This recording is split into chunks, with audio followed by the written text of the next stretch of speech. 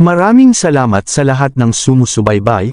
Please subscribe and follow my YouTube and Facebook channel, Filipino Novel. Maraming salamat po. Kabanata 551. Wala namang naitulong ang pamilyang Shear sa pagkakataong ito. Sapat na ang pasasalamat ko sa pagbibigay mo sa akin ng 2 piraso ng gamot na purong lakas, masayang wika ni Benedict. Ngunit, bamuka ang bibig ni Leon ngunit wala siyang naisagot. Leon, tama ang sinabi ng aking lolo. Ikaw ang gumawa ng lahat ng hakbang at pagsisikap sa pagkakataong ito, kaya nararapat lamang na sa iyo mapunta ang mas marami sa mga gamot na ito, agad na dagdag ni Cynthia. Mula nang humiwalay si Leon kay Iris ay ibinigay na ng dalaga ang buong kanyang atensyon at pagmamahal sa binata. Ang mga gamot na purong lakas ay labis na pinaghahangad ng marami kaya't nais niyang mapakinabangan ng gusto ang mga ito ni Leon. Ngunit marami naman ang naiwan sa akin at wala akong magagawa sa lahat ng ito, walang pag-aalin lang ang wika ni Leon. Sa katotohanan, ang mga gamot na purong lakas ay hindi lamang nakatutulong upang umangat ang mga nasa pinakamataas na antas ng likas na lakas patungo sa pagiging dakilang dalubhasa. Malaki rin ang pakinabang nito sa mga ganap na dalubhasa. Kahit hindi pa makatawid sa mas mataas na antas ay malaki pa rin ang paglakas ng kakayahan ng sinumang uubos nito hanggat hindi pa umaabot sa pinakamataas na antas ng pagiging dakilang dalubhasa. Ngunit si Leon ay sumusunod sa landas ng sining ng karunungan. Sa larangan ng pakikipaglaban ay nasa pinakamataas na antas pa lamang siya ng karaniwang lakas, kaya't masyado pang mababa ang kanyang antas. Sa kasalukuyan ay wala pa siyang pangangailangan sa mga gamot na ito at magiging walang silbi lamang ang mga ito sa kanya. Bukod dito ay maaari lamang itong inumin tuwing makalipas ang 3 hanggang 5 taon. Ang labis na paggamit ay nagdudulot ng kaparehong panganib, tulad ng sa mga gamot na pampatibay ng lakas. Maaaring mawala sa katinoan ng gumagamit o pumutok ang kanyang katawan dahil sa bigat ng lakas na tatanggapin. Hindi ganoon. Ang mga gamot na ito ay magiging malaking pakinabang para sa iyo, makahulugang ngiti ni Benedict. Pakinabang para sa akin. Paano ito magagamit? Nagtatakang tanong ni Leon. Leon, patawarin mo ako kung magiging tuwiran ako sa aking pananalita. Ikaw ay lumaki ng walang pamilya at walang matibay na pinagmulan ng kapangyarihan.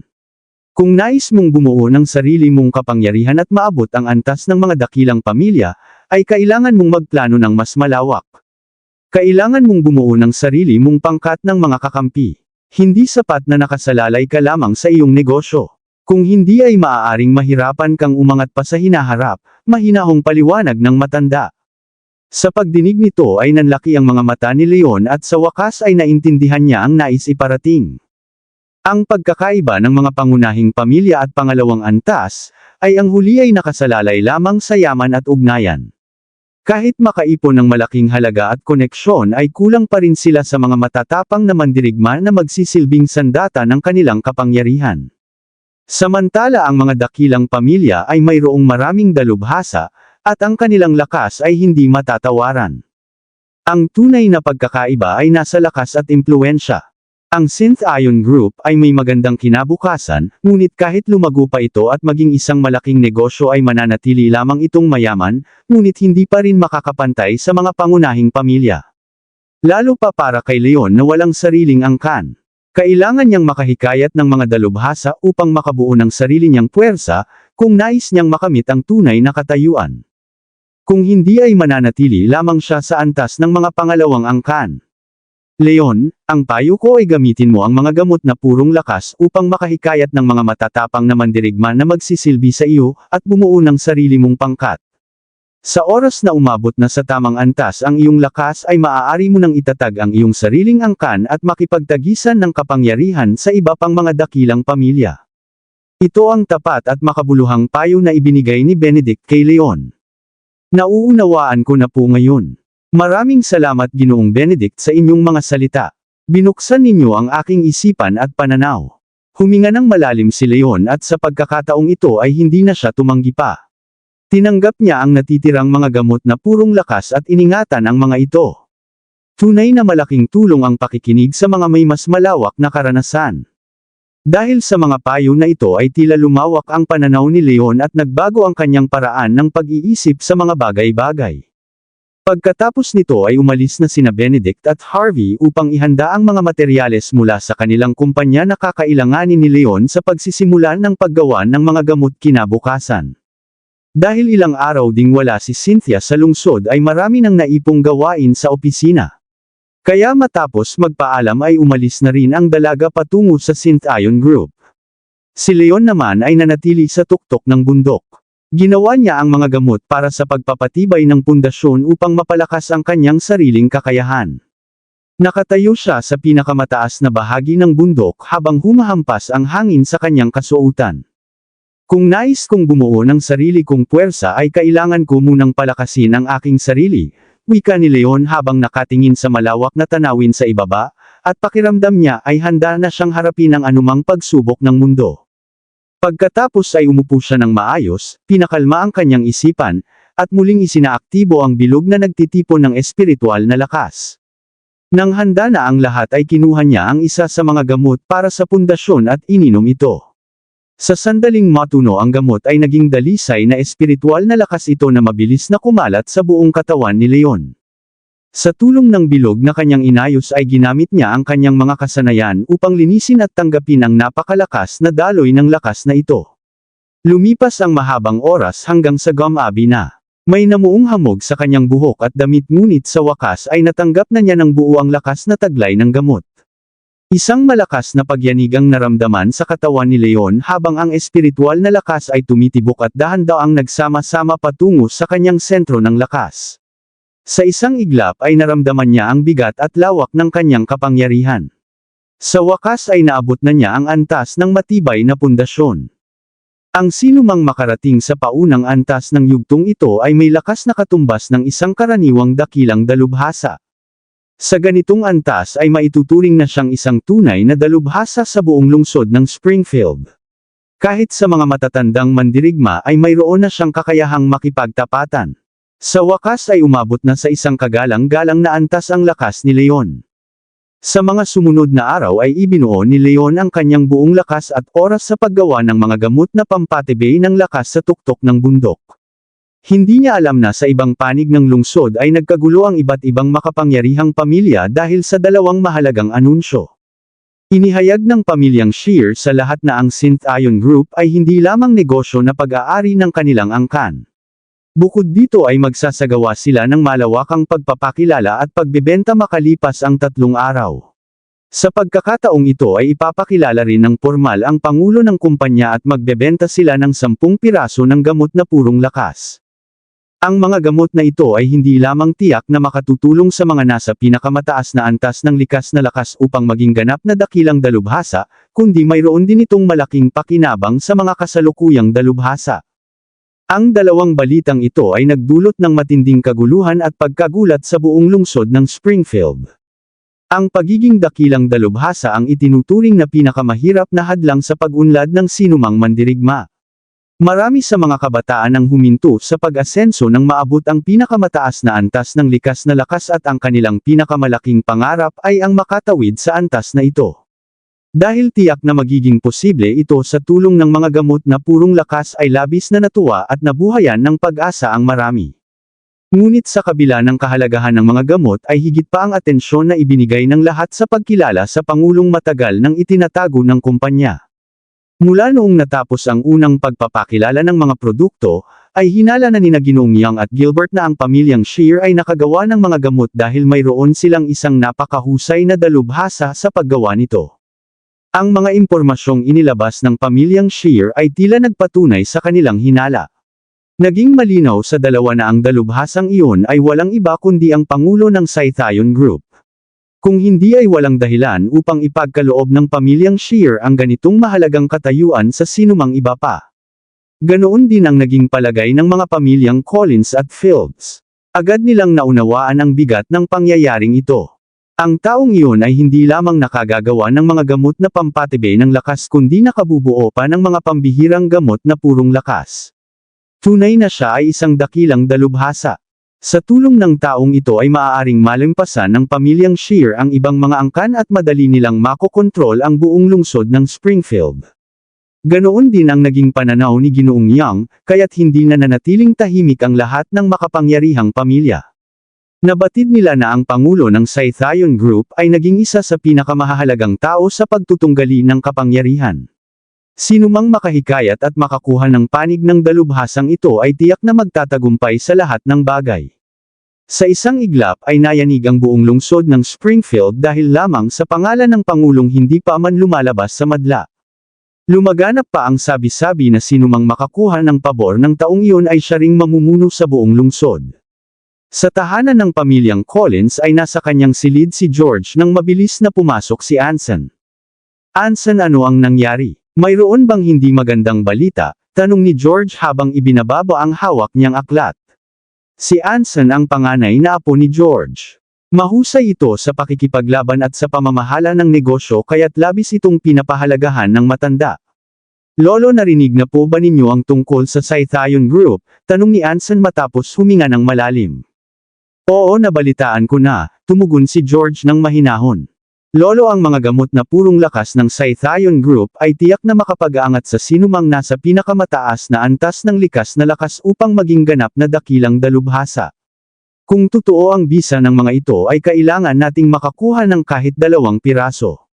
Sa ganitong paraan ay magiging ganap na dalubhasa na kami ni Ruth, masiglang paliwanag ni Anson. Si Ruth ang kanyang kapatid. Sa katotohanan ay hindi si Anson ang may pinakamataas na galing sa pakikipaglaban sa kanilang henerasyon, kundi ang kanyang kapatid na si Ruth. Kahit mas bata ito ng 6 na taon ay 5 taon na ang nakalipas nang maabot niya ang pinakamataas na antas ng likas na lakas.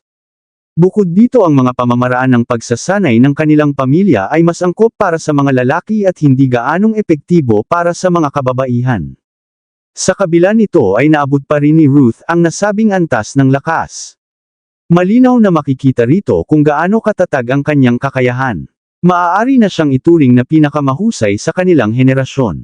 Bukod pa rito, ang pagtawid sa antas ng pagiging dakilang dalubhasa ay isa sa pinakamabigat na pagsubok na mahirap lampasan.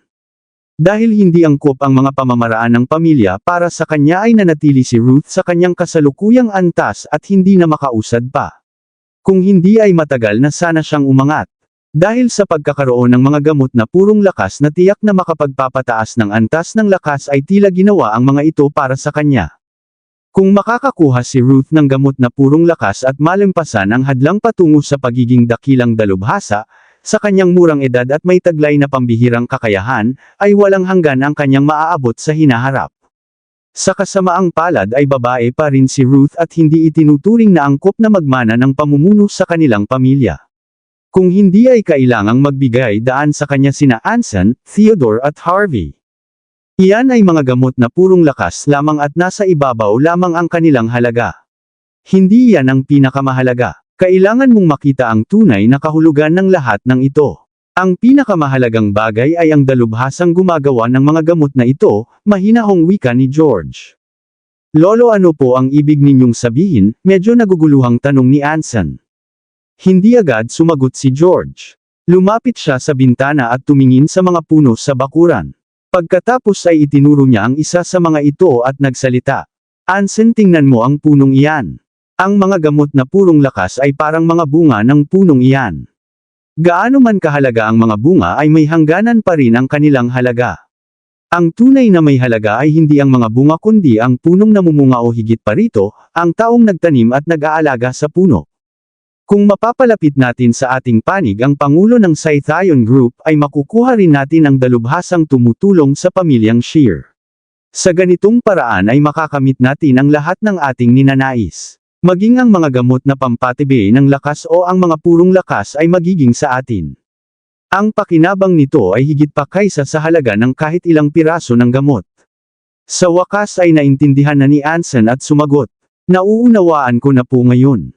Ngunit nakipagsosyo na ang dalubhasang iyan sa pamilyang Shear at magkasama pa silang nagtatag ng Scythian Group.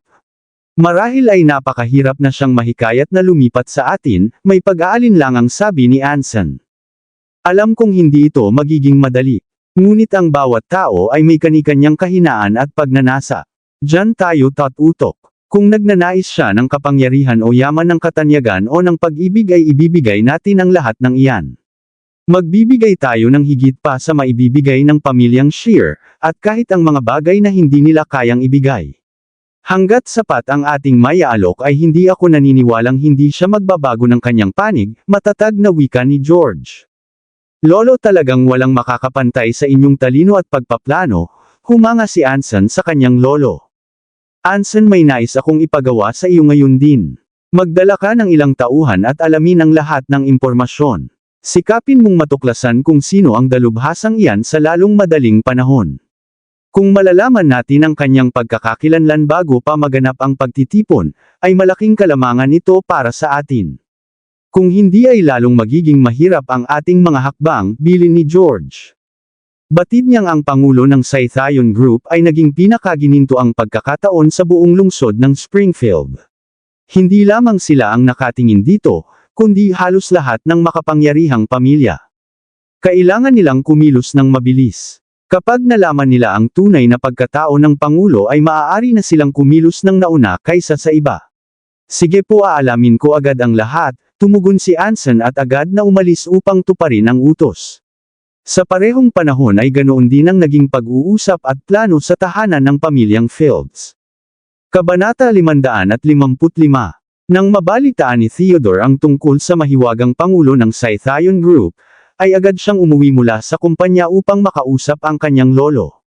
Lolo, tungkol sa Pangulo na hindi pa kilala ng lahat, at sa mga gamot na purong lakas ng Scythian Group, sigurado akong nabalitaan na ninyo ang mga ito, wika ni Theodore nang may pag-iingat. Oo, alam ko na. Theodore, ano ang iyong palagay sa pangyayaring ito? Dahan-daw ang sagot ni Walter Fields habang humihigop ng kanyang tsaa. Ang pamilyang Shear at ang ating angkan ay matagal nang magkaribal sa larangan ng negosyo. Sa paglipas ng panahon ay marami na tayong pinagtalunan. Ngayong nasa panig na nila ang taong iyon ay tiyak na lalawak pa ang kanilang impluwensya at lakas. Sa loob lamang ng ilang taon ay maaaring malampasan nila ang lahat ng pamilya, at maging ang pinakamakapangyarihang angkan sa buong lungsod ng Springfield. Hindi natin maaaring hayaang mangyari iyan, mariing pahayag ni Theodore na may seryosong mukha. Dahil sa kanilang matagalang tunggalian ay magiging kapahamakan para sa pamilyang Fields kung hahayaan nilang mangibabaw ang pamilyang Shear. Tama ang iyong sinabi. Kaya anuman ang mangyari ay kailangan nating humanap ng paraan upang mapunta sa ating panig ang dalubhasang iyon. Hindi natin dapat hayaang gawin ng pamilyang Shear ang anumang nais nila, wika ni Walter habang tumatango bilang pagsang-ayon sa kanyang apo. Totoo yan, ngunit sa kasalukuyan ay hindi pa natin alam kung sino ang taong iyon. Paano natin siya mahihikayat na lumipat sa atin, nag-aalalang tanong ni Theodore. Huwag kang mag-alala. Sa pagdaraos ng kanilang ikalawang pagpapakilala ng mga produkto makalipas ang 2 araw ay ipapakilala rin nila ang tunay na pagkatao ng dalubhasang iyon. Sa oras na iyon ay malalaman na rin natin kung sino siya. Kung hindi natin siya mapapapunta sa ating panig ay wala na tayong ibang pagpipilian kundi sirain siya, malamig na wika ni Walter.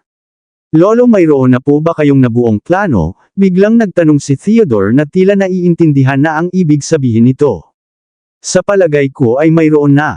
Ang taong iyon ay nakagagawa ng mga gamot na pampatibay ng lakas at ng mga purong lakas, kaya't walang alinlangan na siya ay isang napakahusay na dalubhasa. Halos lahat ng pamilya sa lungsod ay tiyak na magsisikap na makuha ang kanyang pabor. Hindi madaling sabihin na tayo lamang ang magtatagumpay sa gitna ng maraming kakumpetensya. Ngunit sa lahat ng makapangyarihang angkan sa lungsod ay tayo ang kinikilalang pinakamalakas. Nais kong pumunta ka sa tahanan ng pamilyang Young at Collins. Kausapin mo sila at hikayating makipagkasundo sa atin. Kapag tayo ay nagkaisa, wala nang ibang pamilya ang makakaharap sa ating kapangyarihan, matatag na utos ni Walter. Magandang ideya iyan. Kapag nagtulungan ang tatlong makapangyarihang pamilya, kahit pa makipagsanib ang ibang angkan sa pamilyang Shear ay hindi pa rin nila tayo matatalo, nagniningning ang mga mata ni Theodore habang naiintindihan ang plano. Ngunit may pag-aalinlangan pa rin siyang idinagdag. Ang pamilyang Young at Collins ay hindi mga mangmang. Hindi sila agad-agad sasang-ayon ng walang kapalit. Huwag kang mag-alala. Sila ay sasang-ayon. Ito ay isang pagkakataong hindi nila maaaring tanggihan, mahinahong paliwanag ni Walter. Nasa parehong kalagayan din ang dalawang pamilya. Kung nais din nilang makuha ang dalubhasang iyon ay kailangan din nila ng kasama. Kapag nagkaisa ang tatlo ay magkakaroon ng pakinabang ang lahat. At kapag naayos na ang lahat ay maaari pa nilang pag-usapan kung sino sa kanila ang tunay na makakakuha ng pabor ng dalubhasang iyon. Sa madaling salita, kahit mapunta ang dalubhasa sa pamilyang Young o Collins ay mas mainam pa rin yan kaysa manatili sa pamilyang Shear. Iyan ang tunay na layunin ni Walter. Siyempre mayroon ding ibang plano ang matanda. Kung matibay ang desisyon ng dalubhasa na manatili sa pamilyang Shear, ay hahanap sila ng paraan upang sirain siya, anuman ang halaga. Hindi nila maaaring hayaan na patuloy itong tumulong sa pamilyang Shear. Lolo, tunay na walang kapantay ang inyong pagpaplano, malamig ng ngiti ni Theodore bago tumungo sa tahanan ng pamilyang Young at Collins tulad ng utos. Sa panig naman ng pamilyang Young nang mabalitaan ni Ginoong Young ang tungkol sa mahiwagang pangulo at sa mga gamot na purong lakas ay agad niyang ipinatawag si Gilbert sa kanyang silid. Ama, mayroon po ba kayong ipagagawa? May kinalaman ba ito sa pangulo ng Scythian Group? Tanong ni Gilbert na may hinala na sa dahilan ng pagtawag sa kanya. Tama ang iyong hinala. Inutusan kitang alamin ang pagkakakilanlan ng dalubhasang tumutulong sa pamilyang Shear. Ano na ang naging resulta? Nakatuklas ka na ba ng anumang impormasyon? Naiinip na tanong ng matanda. Katulad ng kaisipan ni George ay nais din niyang malaman agad kung sino ang taong iyon, upang makilos ng maaga bago pa man ang ibang pamilya. Wala pa po. Mahigpit na itong itinatago ng pamilyang Shear, kaya kakaunti lamang ang nakakaalam. Ginawa ko na ang lahat ng aking makakaya, ngunit wala pa rin akong nakitang bakas o palatandaan. Ngunit, nag-alangan magsalita si Gilbert na tila may nais sabihin ngunit pinipigilan ang sarili. Ano yan? Nagtatakang tanong ni Ginoong Young. Kahit wala pa akong matuklasan tungkol sa dalubhasa ay mayroon akong nalaman na ibang balita. Matapos makipaghiwalay ang batang iyon na si Leon kay Iris ay agad siyang tumuloy sa tahanan ng pamilyang Shear noong gabing iyon din. Inayos pa ni Cynthia ang kanyang pagpasok sa Scythian Group at ngayon ay nagsisilbi siyang kanyang secretary, pagbabahagi ni Gilbert ng impormasyong hindi niya inaasahang makukuha. Ano, totoo ba ang iyong sinasabi? Sa oras na umalis si Leon sa atin ay agad na siyang lumipat sa kanila. Noon pa ako nag-aalala na baka napagkamalan lamang natin siya. Ngunit ngayon ay malinaw na ang kanyang ugnayan sa pamilyang Shear. Tiyak na wala siyang mabuting layunin, galit at gulat na tugon ni Ginoong Young. Ang pangyayaring ito ay tila nagpatunay sa hinala nila noon, kaya lalong tumibe ang kanyang paniniwala na mayroong itinatagong dahilan si Leon. Tama po kayo. Mabuti na lamang at nalaman natin ito ng maaga.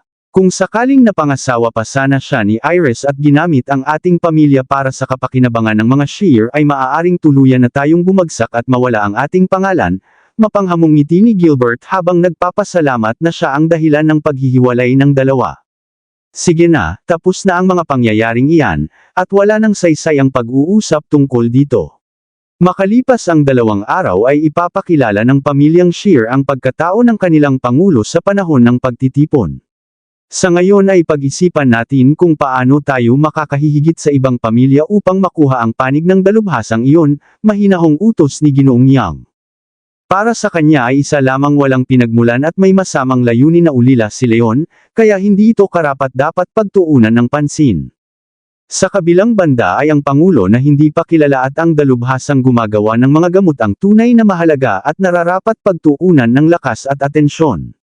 Ama, mayroon akong isang mungkahi, wika ni Gilbert matapos mag-alangan sandali. Ano ang iyong nasa isip? Sabihin mo sa akin, utos ni Ginoong Young. Nakipagsosyo na ang dalubhasa sa pamilyang Shear, at tila may matibay na ugnayan sila. Kung nais natin siyang mahikayat na lumipat sa atin ay hindi ito magiging madali. Kailangan nating bumuo ng mas matibay at mas malapit na samahan sa kanya. Sa ganitong paraan lamang siya maaaring magpasya na iwanan ang pamilyang Shear at pumanig sa atin. Sa lahat ng uri ng ugnayan ang pinakamatibay ay ang pagbubuklod ng pagsasama sa pag-aasawa, paliwanag ni Gilbert. Ano ang ibig mong sabihin? Nagsalita ang matanda habang naningkit ang kanyang mga mata, at unti-unting naiintindihan ang ibig sabihin nito. Ang sining ng paggawa ng mga gamot ay halos limot na sa loob ng daan-daang taon. Ang galing ng taong iyon ay pambihira, kaya't tiyak na siya ay nagmula sa isang matandang angkan na matagal nang nagtatago sa madla. Sa araw ng pagtitipon ay isama natin si Iris. Sa kanyang ganda at katayuan ay maaaring mayroong kabataan mula sa pamilya ng dalubhasa na magkagusto sa kanya, makahulog ang wika ni Gilbert. Pinaplano mo bang ipakasal si Iris? Hindi ako sisang-ayon dyan, biglang nagbago ang anyo ng mukha ni Ginoong Yang. Kumatok siya ng malakas sa mesa at tumayo. Ama, huwag po kayong magalit, pakinggan muna ninyo ang aking buong paliwanag, mabilis na pakiusap ni Gilbert. Tumigil ka na dyan. Maagang nawala ng ina si Iris at matagal mo na ring napabayan ang kanyang pagpapalaki. Sapat na ang hirap na dinanas niya noong bata pa siya. Hinding-hindi ko siya gagamitin sa anumang uri ng kasunduan o pakinabang sa pamamagitan ng kanyang pag-aasawa, galit na sigaw ng matanda. Ama, hindi iyan ang tunay kong ibig sabihin. Si Iris ay aking anak pa rin at matagal na akong nakakaramdam ng pagsisisi sa kanya. Kahit ano pa ang aking katangian ay hinding-hindi ko siya gagamitin para sa pansariling kapakinabangan, mapait ng ngiti ni Gilbert. Mabuti kung ganoon, bahagyang hamupa ang kalooban ni Ginoong Yang. Ama, alam ninyo na matamlay ang kalooban ni Iris mula nang maghiwalay sila ni Leon. Ang pagdadala sa kanya sa pagtitipon ay maaaring makatulong upang gumaan ang kanyang pakiramdam. Kung sakaling mayroong marangal at magandang binata mula sa pamilya ng dalubhasa na humanga sa kanya ay magiging maganda ang magiging resulta. Sa ganitong paraan ay mabibigyan natin si Iris ng maayos at marangal na pagsasama at sa parehong pagkakataon ay magkakaroon din tayo ng ugnayan sa dalubhasang ating hinahangad. Hindi ba't magandang mungkahi ito, paglalahad ni Gilbert? Akala niya ay kasing edad ng kanyang ama ang dalubhasa at mayroon ng sariling pamilya at mga apo. Hindi niya alam na ang taong iyon ay walang iba kundi si Leon na kasing edad din ni Iris at wala pang sariling pamilya. Ngunit, nag-alangan pa rin si Ginoong Yang habang pinag-iisipan ng mungkahi. Mahalaga sa kanya ang kinabukasan ng kanyang apo at nais niyang makapangasawa ito ng isang marangal at may kakayahang lalaki. Kung magiging matagumpay ang ganitong ugnayan ay magiging matibay na pundasyon para sa kanilang pamilya. Ama, huwag po kayong mag-alala. Susubukan lamang natin ang pagkakataon.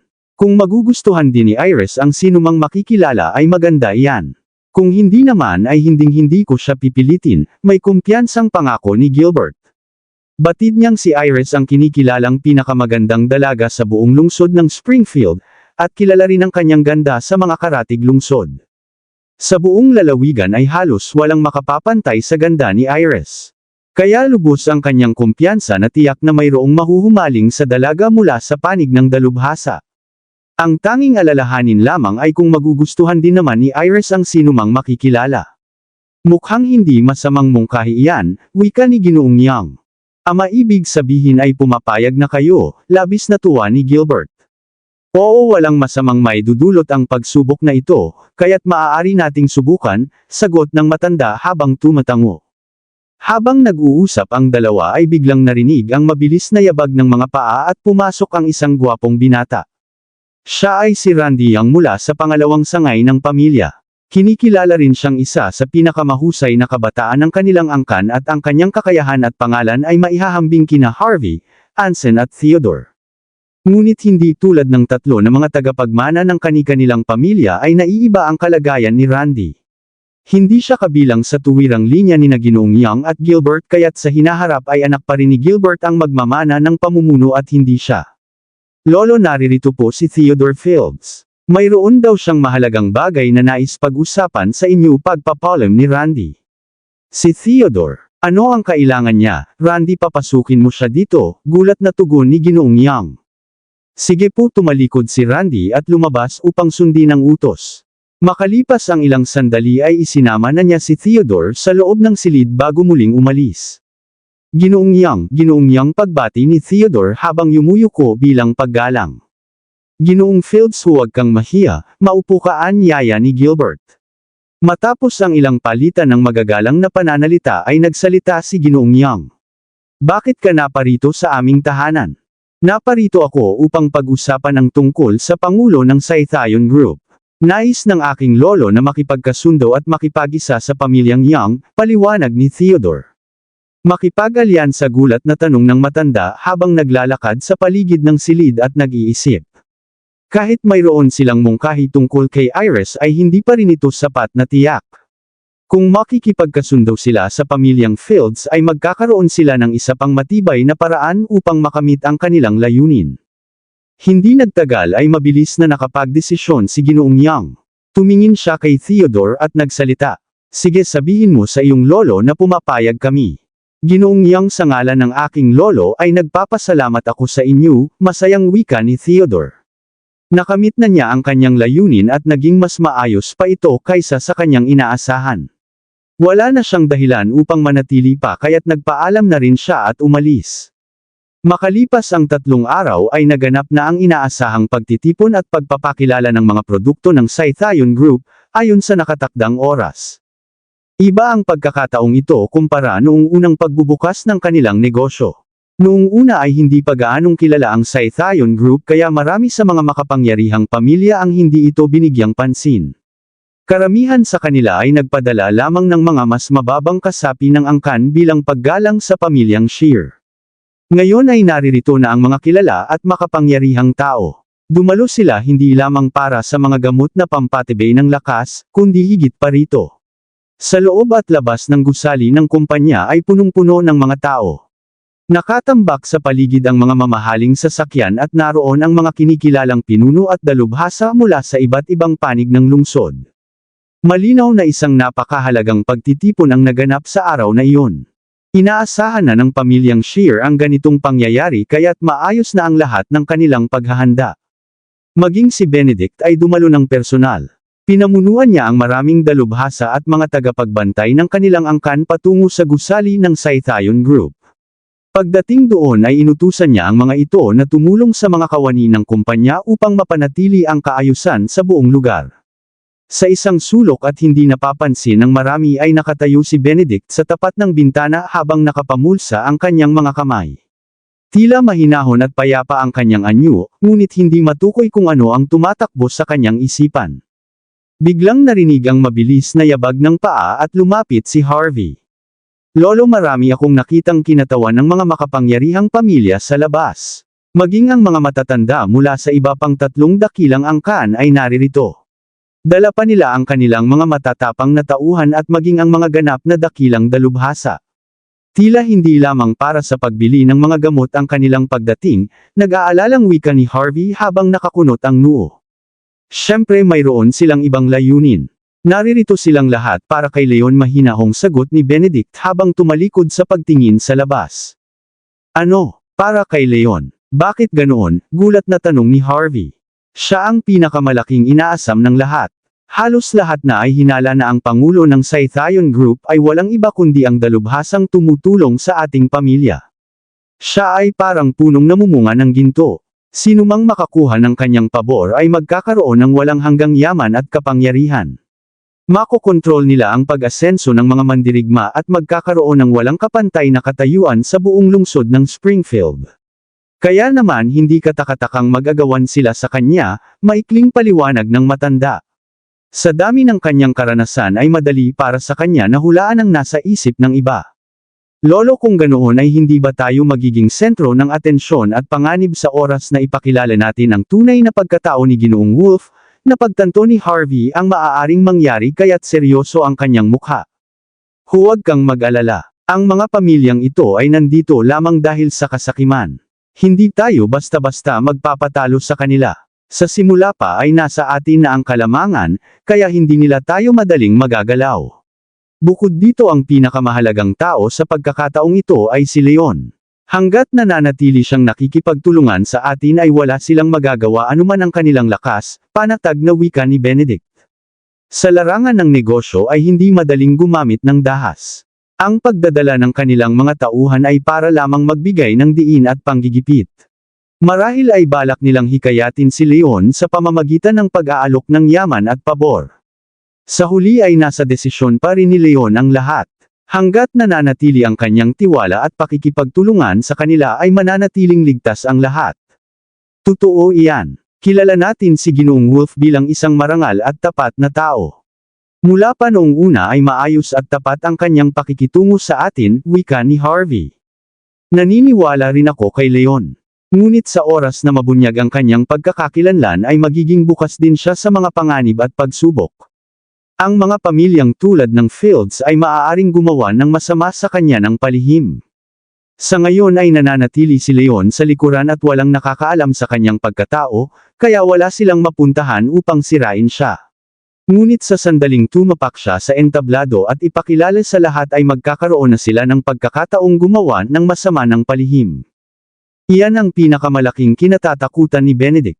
Kabanata 560. Ngunit kung nais ni Leon na bumuo ng sarili niyang puwersa ay kailangan muna niyang makilala ng marami.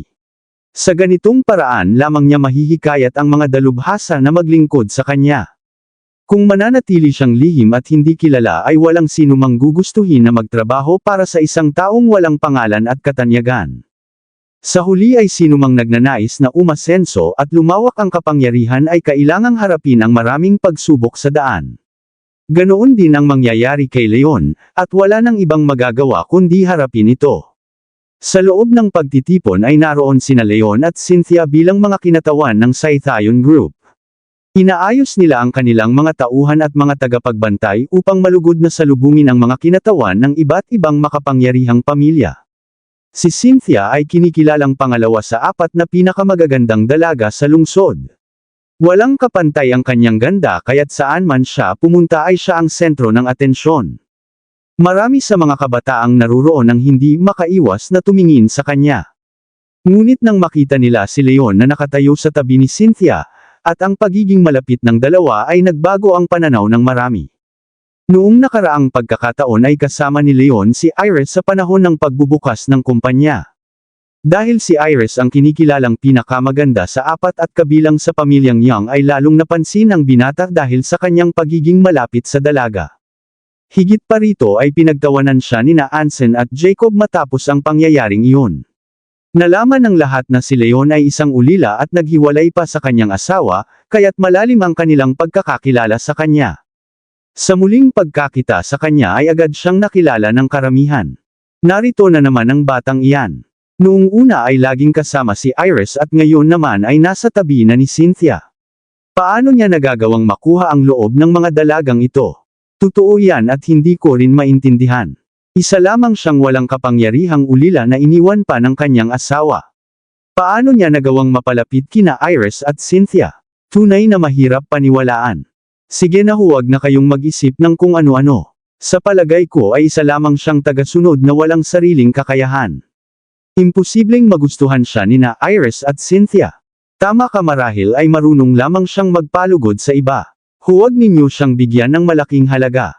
Itinuro-turo si Leon at pinag-uusapan ng masama ng mga naruroon. Wala ni isa sa kanila ang tumingin sa kanya ng maayos.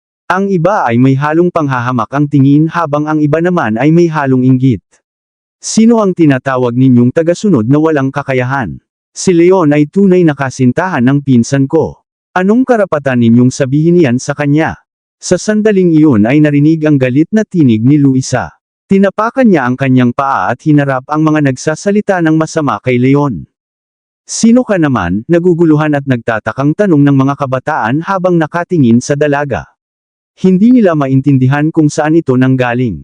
Luisa, huwag kang gumawa ng gulo. Hiwalay na kami ni Leon, seryosong wika ni Iris habang hinihila ang kanyang kaibigan palayo. Sa sandaling iyon ay tila dumating ang malakas na kulog na tumigil sa lahat ng tao. Labis silang nagulat sa narinig. Hindi nila kilala si Luisa ngunit kilalang kilala ng lahat kung sino si Iris. Kahit sinabi ni Iris na hiwalay na sila ay ibig sabihin nito ay naging kasintahan niya si Leon noon pa man. Ang balitang ito ay parang isang pagsabog na yumanig sa paniniwala ng lahat ng naruroon.